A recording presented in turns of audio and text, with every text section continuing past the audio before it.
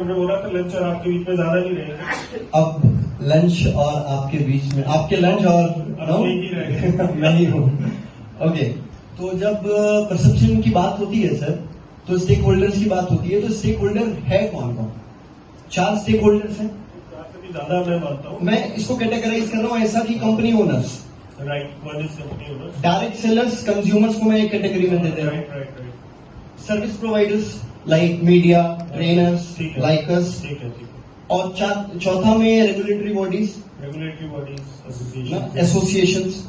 अब company form कैसे हो रही है? कंपनी फॉर्म किस लिए हो रही है? हम बोलते हैं कि एंटरप्रेन्योर कैसे बनता है? एक एंटरप्रेन्योर एक प्रॉब्लम का सॉल्यूशन फाइंड करता है, लोगों को उसका सॉल्यूशन देता है, तो ये एक एंटरप्रेन्योर हो गया। हम फिर देखते हैं कि वो एक कंपनी को 10 साल में एक यूनिकॉर्न बनाता है, राइट? हमारी डायरेक्ट सेलिंग इंडस्ट्री में कंपनी फॉर्म कैसे होती है? प्लान तैयार है जी, चलो अब हम वेंडर को खोजते हैं और अब हम देखते हैं कि सस्ता प्रोडक्ट कौन देता है। अब हम वी आर नॉट इनोवेटिंग, हम प्रोडक्ट पॉइंट ऑफ व्यू से सोच नहीं रहे हैं। आज डायरेक्ट सेलिंग के पास गोल्डन पीरियड है। गोल्डन पीरियड क्यों है पता है? आम जनता, लोग, जनरल पब्लिक अपना जो एक जनरल मार्केट में प्रोडक्ट्स मिलते हैं उससे फड़ा हो चुकी है। क्यों?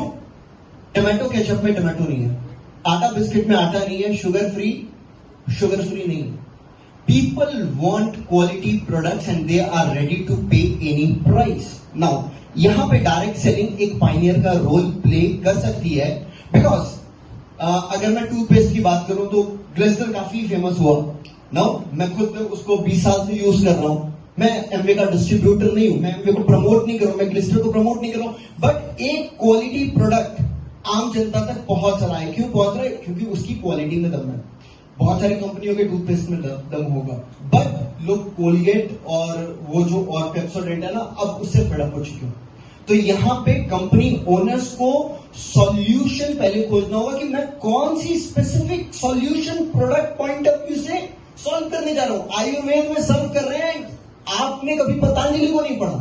तो यहां पे एक बहुत बड़ा स्टेक होल्डर जो अपना कंपनी ओनर्स हैं, उनका रोल है कि हम कंपनी क्यों बना रहे हैं।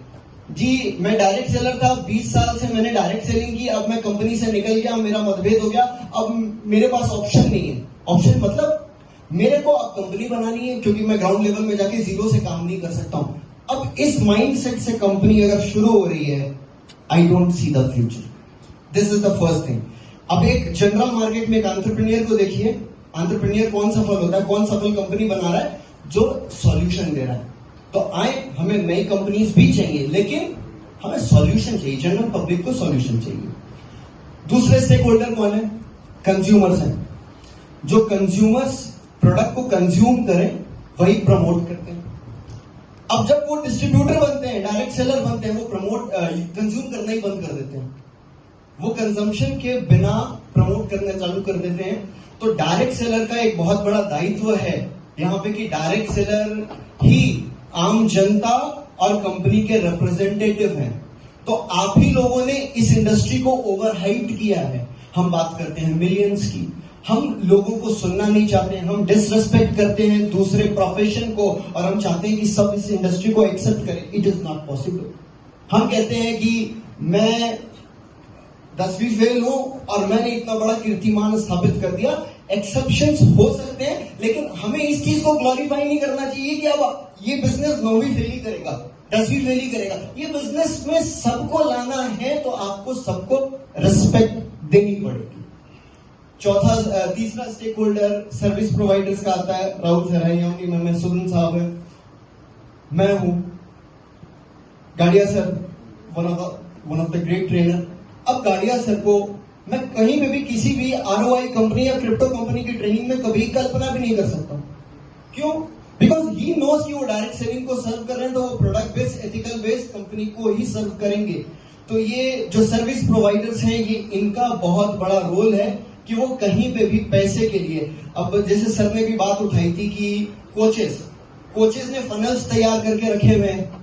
नो, ये एंट्री फी है, आप 99 में आ जाइए, 0 रुपीस में आ जाइए, और उसके पैकेजेस बने हुए हैं। अब बेचारा डायरेक्ट सेलर 10,000 रुपए दे के डायरेक्ट सेलिंग कंपनी ज्वाइन कर रहा है, और उसको हम 50,000 का ट्रेनिंग पैकेज दे रहे हैं। तो इनको तो बीच में एक लाइन खींचनी पड़ेगी, इनको आके खड़ा होना पड़ेगा और उंगली किस पे उठती है, गाड़िया साहब मेरे पे ना, क्या रे यार ये ट्रेनर है, ये तो कुछ अब बेचने नहीं आ जाएगा।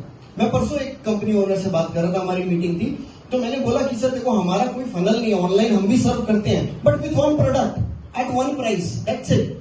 अब उसके बाद कोई फनल नहीं है। अब उसके बाद अगर मैं फनल क्रिएट कर रहा हूं, that means I am doing bluff. तो सर्विस प्रोवाइडर्स का बहुत बड़ा रोल है। अब आती है बात जो रिप्रेजेंटेटिव हैं, इंडस्ट्री लीडर्स हैं, एसोसिएशंस हैं, वत्स सर, हेम पांडे सर, आप, सुदन साहब, आप लोगों का ऐसा मुझे चाहिए कि ऐसे इवेंट्स नो रेगुलरली, जैसे मैम कह रही है कि सारे एसोसिएशंस को साथ में आ जाना चाहिए, तो मैं कहता हूं कि ऐसे इवेंट ऑर्गेनाइजर्स को भी साल में एक बार एक बड़ा इवेंट ग्रैंड लेवल में साथ में करना चाहिए।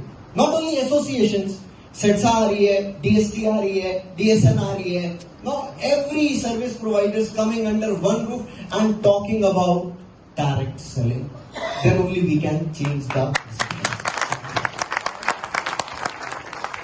Thank you very much. जबरदस्त हमारा डिस्कशन रहा, एंड आई थिंक दैट कुछ चीज